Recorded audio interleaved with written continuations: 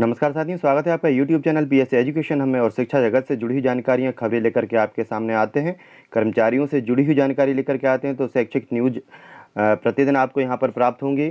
शिक्षक कर्मचारियों से जुड़ी हुई जानकारी आपको यहां पर प्राप्त होंगी। चैनल को सब्सक्राइब नहीं किया है तो चैनल को सब्सक्राइब कर लें, जिससे कि सारी जानकारी आपको अपने मोबाइल पर उपलब्ध होती रहें। तो पहली जानकारी यहाँ पर यह है कि सरकारी स्कूलों में 30 तक होंगे प्रवेश, निजी स्कूल निर्णय लेने के लिए स्वतंत्र। तो 30 जून तक के सरकारी स्कूलों में प्रवेश होते रहेंगे और 30 जून तक के जो शिक्षक हैं वे सर्वे करके और छात्रों की जानकारी करके उन्हें कक्षा में मैप करवा सकते हैं। लेकिन अभी सबसे बड़ी समस्या यह है कि शिक्षा जो पोर्टल है उस पर मैपिंग का काम नहीं हो पा रहा है। कुछ सर्वर त्रुटि के कारण मैपिंग नहीं हो पा रही। जैसे ही मैपिंग का कार्य शुरू होगा आपको जानकारी दे दी जाएगी और किस प्रकार बच्चों को मैप करते हैं इससे संबंधित जानकारी भी आपको इस चैनल पर उपलब्ध होगी।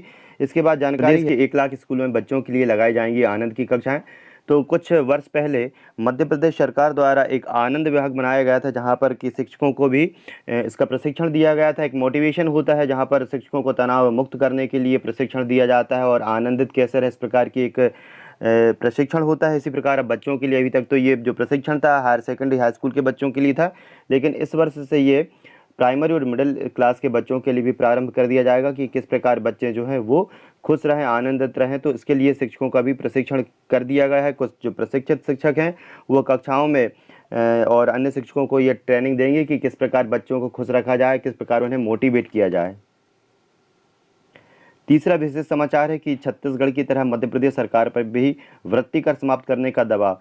तो छत्तीसगढ़ सरकार जिस प्रकार वृत्ति कर समाप्त कर दिया है उसी प्रकार मध्य प्रदेश सरकार भी जो है उस पर वृत्ति कर समाप्त करने का दबाव बन रहा है, क्योंकि कर्मचारियों ने कहा कि सरकार वसूल कर चुकी है 300 करोड़ रुपये का वृत्ति कर और विगत 2 वर्षों से सरकारी कर्मचारियों का डीए रुका हुआ है, क्रमोन्नति रुकी हुई है, वेतन वृद्धि रुकी हुई है और इस प्रकार यदि उनके ऊपर वृत्ति कर लगाया जाता है तो ये उनके लिए भी एक आर्थिक बोझ होगा।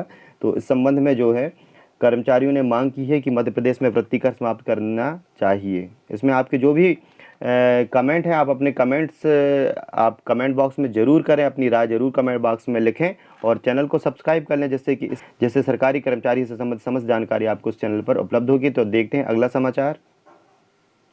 इसके पहले हमने जानकारी दी थी कि गुना में एक जनशिक्षक द्वारा आत्महत्या कर ली गई है और बीआरसी की प्रताड़ना के कारण जो है शिक्षक ने आत्महत्या कर ली है। तो करीब 16 शिक्षक जो हैं वो साक्ष्य देने के लिए बयान दर्ज कराने के लिए पहुंचे हैं जनशिक्षक के खिलाफ। तो जनशिक्षक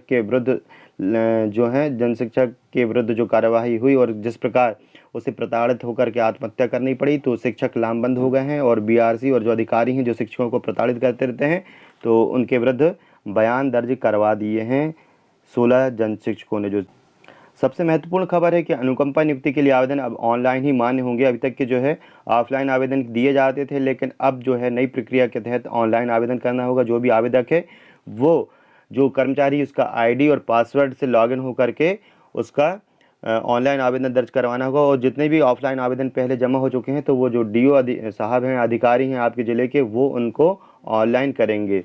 तो जो भी प्रक्रिया उससे संबंधित भी एक वीडियो बना दिया गया है, ऊपर आई बटन में जाकर के आप वो वीडियो देख करके जानकारी ले सकते हैं कि किस प्रकार जो है वो शिक्षक जो है ऑनलाइन आवेदन जो है दर्ज कर सकते हैं। जो परिवार के सदस्य हैं जिनके यहाँ दिवंगत हो गए हैं सरकारी कर्मचारी, तो किस प्रकार ऑनलाइन आवेदन करें उसकी सारी जानकारी आई बटन के वीडियो में जाकर के आप देख सकते हैं।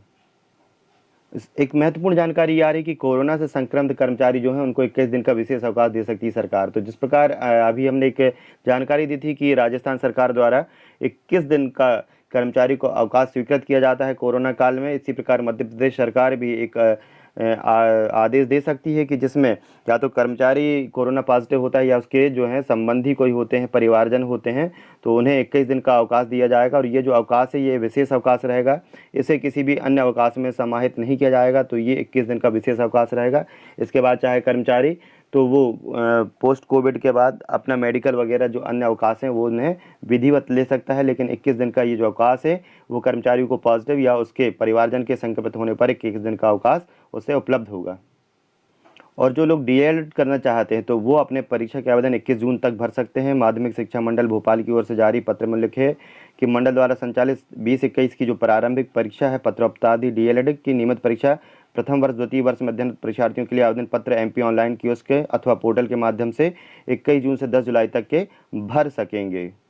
वहीं कर्मचारी अपनी विभिन्न मांगों को लेकर के आंदोलनरत थे। 3 चरणों में आंदोलन करेंगे कर्मचारी। तो विभिन्न जो मांगे हैं कर्मचारियों की, जिसमें उनका टीए, डीए है और दिवंगतों को, आश्रितों को जो अनुकंपा नियुक्ति हो रही है, उसमें भी बहुत सारी बाधाएं आ रही हैं।